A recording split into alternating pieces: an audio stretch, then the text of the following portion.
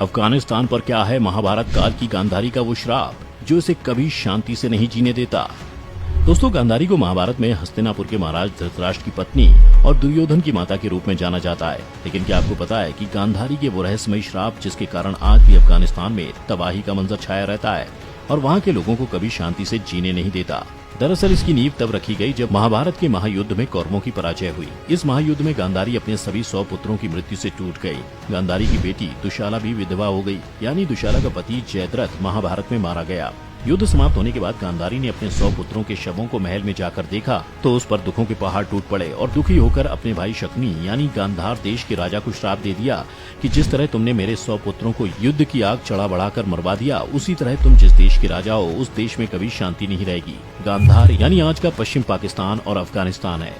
शकुनी गांधार देश का राजा और गांधारी का भाई था। वह चौसर में माहिर खिलाड़ी था। उसने अपने भांजे दुर्योधन को चढ़ाकर चौसर का खेल सिखाया था। तभी से अफगानिस्तान में हालात काफी खराब रहते हैं। मगर आप जिस अफगानिस्तान को देख रहे हैं वह कभी इस तरह नहीं था। अफगानिस्तान की पेशावर घाटी और काबुल नदी घाटी तक महाभारत का इतिहास रहा। 2013 में एशिया और अफ्रीका की तरफ से हुई एक स्टडी में ये बात साबित हुई थी कि अफगानिस्तान ही गांधार प्रदेश था जो महाभारत काल में था। वर्तमान में इसी गांधार यानी आज के अफगानिस्तान पर तालिबान का कब्जा हो गया। सरकार में भी तालिबान आतंकियों का कब्जा हो चुका है।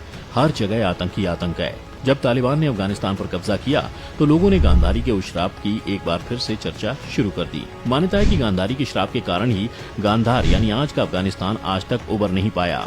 अफगानिस्तान पर तालिबानी आतंकी संगठन ने लोकतांत्रिक व्यवस्था को पूरी तरह से ध्वस्त कर दिया है। वर्तमान में मुस्लिम आबादी वाला यह देश एक समय में हिंदू संस्कृति और रीतियों को मानता था।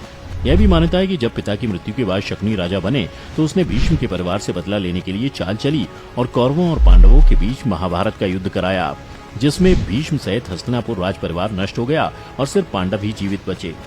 महाभारत की प्रभावशाली महिला पात्रों की जब बात आती है तो उसमें गांधारी का नाम लिया जाता है। गांधारी हस्तिनापुर के नरेश महाराजा धृतराष्ट्र की पत्नी और दुर्योधन की माता थी। गांधार का प्राचीन नाम गांधार था जो भारत के 16 महाजनपदों में से एक था। गांधारी गांधार देश की राजकुमारी थी जिसके कारण उनका नाम गांधारी पड़ा।